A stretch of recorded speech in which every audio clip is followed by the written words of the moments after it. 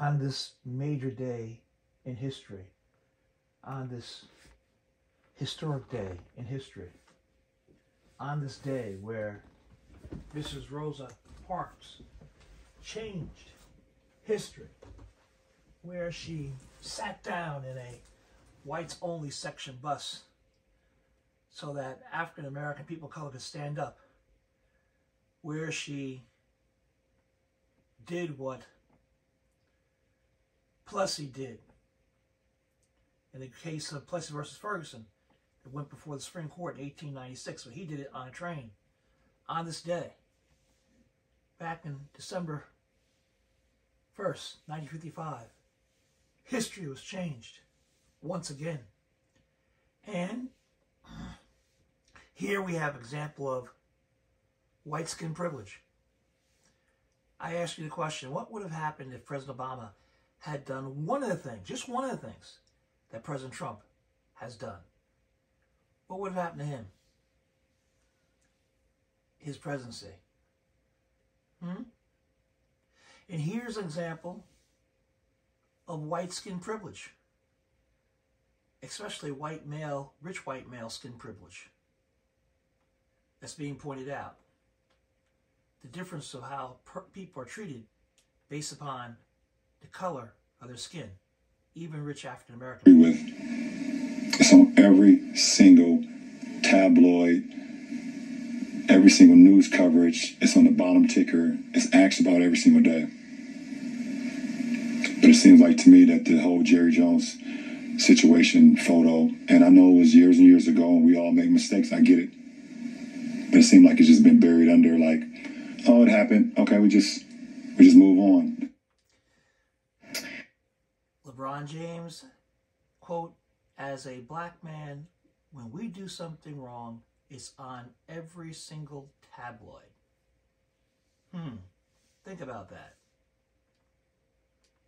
Joining me now, CNN sports analyst Christine Brennan and former NFL player Ephraim Salaam. I'm glad to have you both here. Let me start with you, Ephraim, because you think LeBron has a point. And frankly, I have to tell you, the coverage about, say, a Kyrie Irving compared to what's happening with Jerry Jones, very different. And here's what Jerry Jones had to say, I mind you, about that picture. Here he is. That was, 65 years ago, and a curious kid. I didn't know at the time the monumental event, really, that was going on, and I'm sure glad that we're a long way from that.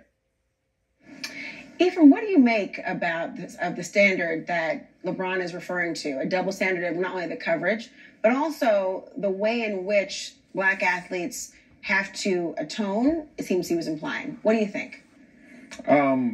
I get exactly what LeBron James is saying. And as a former professional athlete myself, I've been asked a myriad of questions about non-sports related things, non-football related things, social justice things, and so on and so forth. So this wasn't even about the photo of Jerry Jones. He wasn't even talking about the actual photo and what he thought about Jerry Jones. What he was talking about was, where's the media coverage? Where is the firestorm? Where is all of the questions? And I saw some of the comments, well, why would they ask you about Jerry Jones, LeBron? That's football. That's not basketball. I would probably say LeBron James is probably the athlete has been asked more questions about non-basketball related things, more so than any other professional athlete. And so to say, what do you care? He was expecting the question, and it's a shame that the media coverage for Jerry Jones in that photo wasn't the same, and it wasn't as aggressive as for Kyrie Irving. Kyrie Irving is still going through backlash. They suspended him. He lost money, all of these things, and all he did was tweet something. And I get it. Was it right or wrong? That's for you to determine, and that's for you to decide. But as people in the media, we should have a standard and hold everyone accountable. And that's just not. The standard is there's one race, the human race. We're all human, and everyone on this planet known as Earth has a right to life, liberty, pursuit of happiness. Everyone should be treated equally with dignity and respect. Christ said in the second half of John 10:10, I am come that they may have life, they may have it more abundantly. All people, everywhere, on the face of this earth. The two greatest commandments, love God and love your neighbors yourself. Check out Matthew chapter 22, right? Or Mark or 10. Or Luke 10. And check out, come on now, Mark 12 and Luke 10. In Luke 10, the question is, who is my neighbor? And that's a Good Samaritan parable, right? The pastor messed up, the deacon messed up. Hey, but Samaritan, half Jewish, half Arab, was the hero. Show compassion, concern, love for the person, agape love for the person in need of help. All people should be treated with dignity and respect. All people on this planet known as Earth. That's the standard, okay? That's the standard. Golden rule. Check out Luke chapter 6 and verse 31. Check it out. Golden rule. Happening.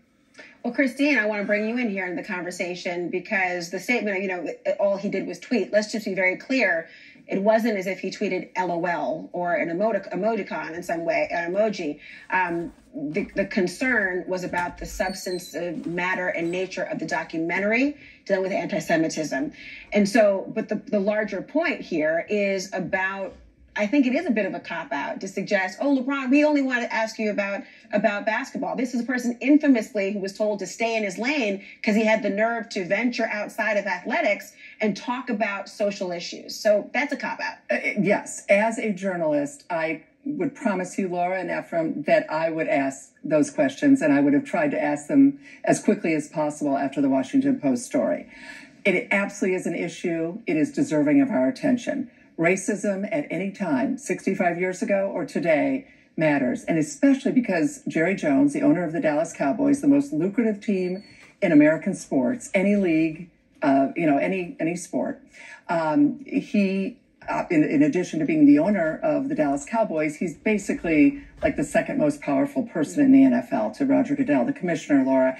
And he has never, as the owner of the Dallas Cowboys, had a black head coach. So it matters. And that is, as you know, a big issue. 60 to 70% of NFL players are African American. And the Dallas Cowboys, the marquee team in the NFL, never a black coach. So that, under Jerry Jones. So that is a big issue, and it relates to now. And I think we can all agree, anti-Semitism is terrible. It's wrong, and we should always ask questions and root it out and discuss it as much as possible.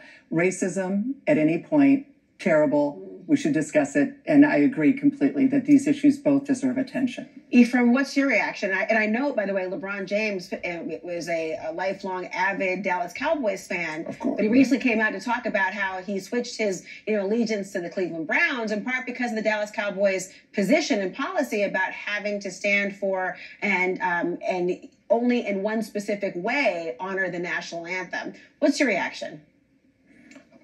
My reaction is, you can't just dismiss the past. You can't say and laugh off, oh, that was so long ago.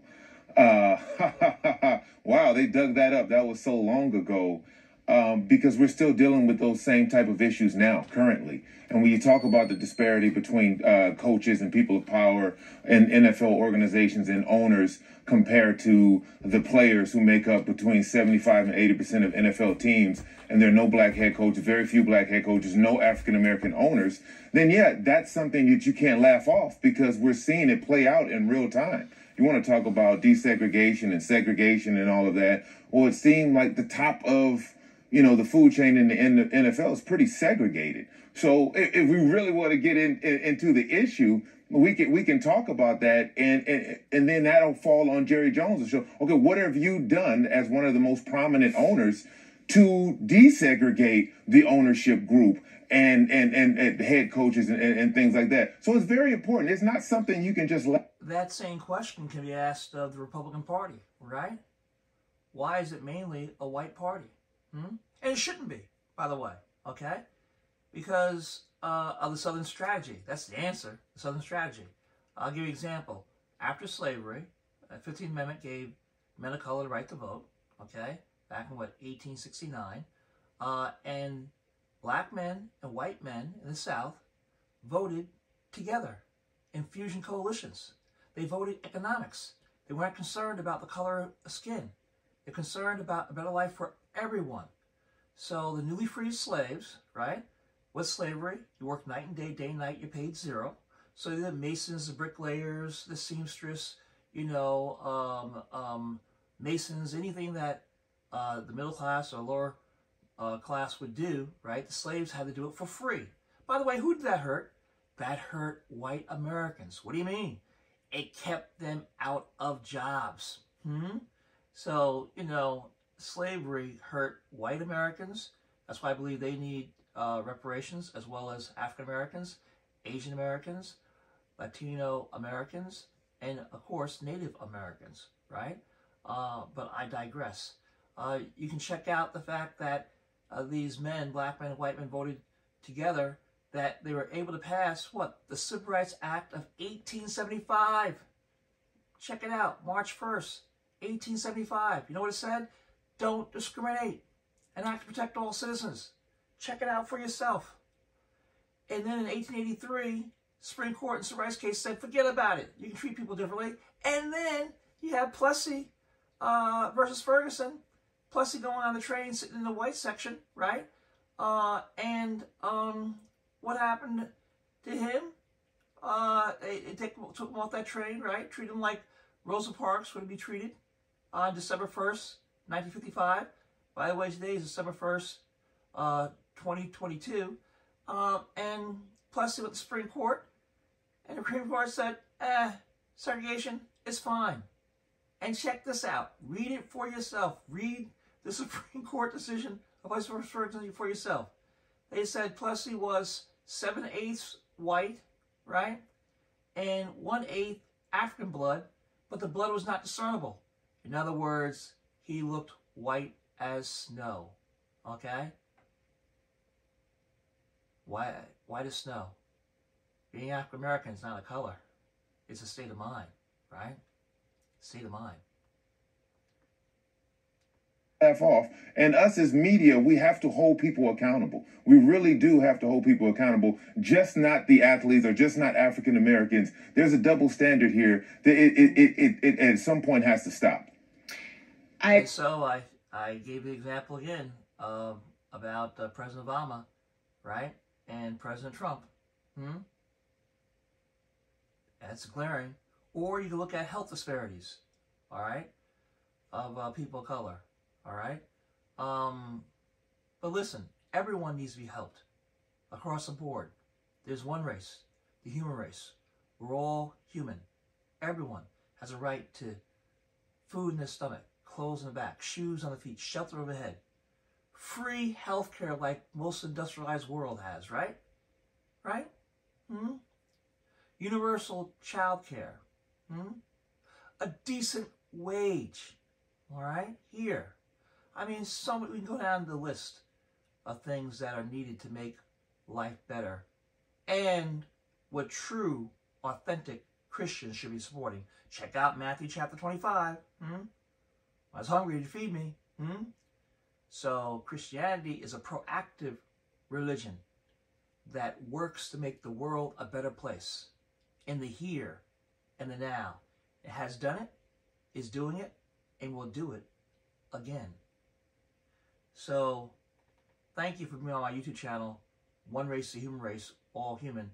Thank you for being on my TikTok channel, One Race, the Human Race, All Human.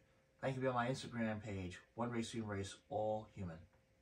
To get into the issue, we can talk about that, and then that'll fall on Jerry Jones' show. Okay, what have you done as one of the most prominent owners to desegregate the ownership group and head coaches and things like that? So it's very important. It's not something you can just laugh off. And us as media, what's being done to respond to those racist ads of Stephen Miller? that divide people instead of bring them together.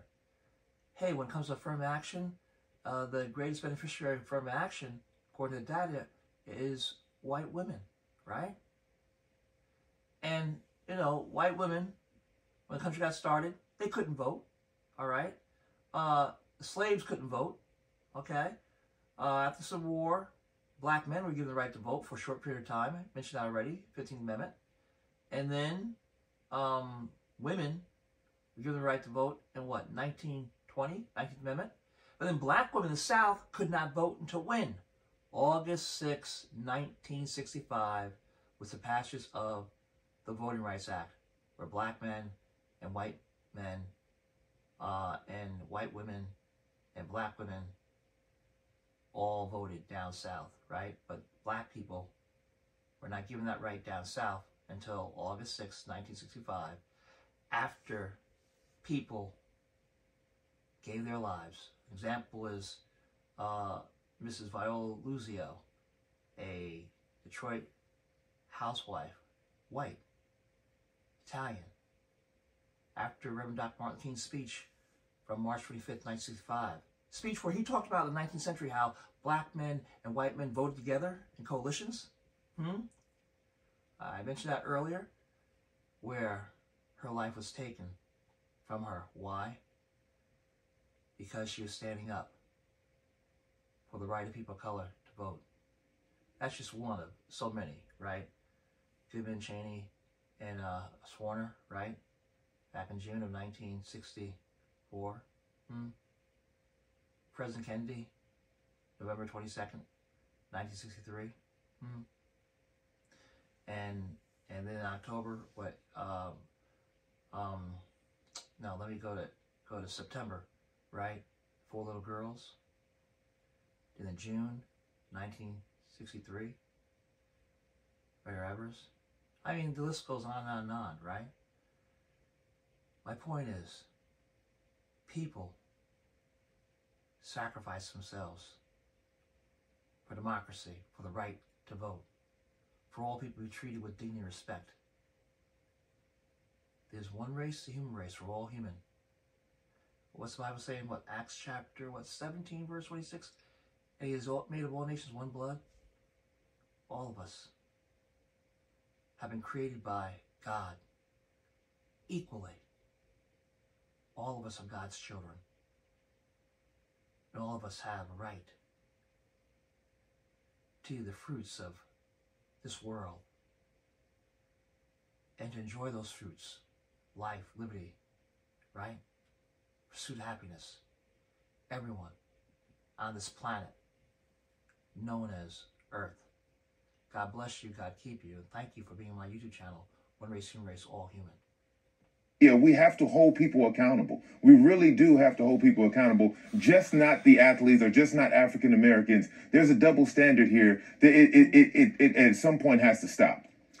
By the way, read the book Dog Whistle Politics, How Code Racial Appeal Have Reinvented Racism in Wrecked Middle Class by Professor E. Handy Lopez. You'll see what I was talking about the Republican Party, okay? Listen. Democracy, equality, one race, human race, all human. That's who we are all. Human. That's who we are. I agree. Everyone's feet should be held to the fire for the issues that matter most. And it is a more than fair question if you are in an ownership position. And of course, I know that the use of the term, if there are photos like this, does it influence your decision-making process about aspects right now in the year 2022 or everything since that photo to now? A fair question, and I encourage people to continue to ask. That's the business we're in. Thank you both. Thank you. Thank you. Well, God bless you, and God keep you. Well, the U.S. is gearing up now to face off against the Netherlands in the World Cup as the final 16 teams take shape. And so will one of America's star players be ready for the game after getting injured against Iran? We'll find out.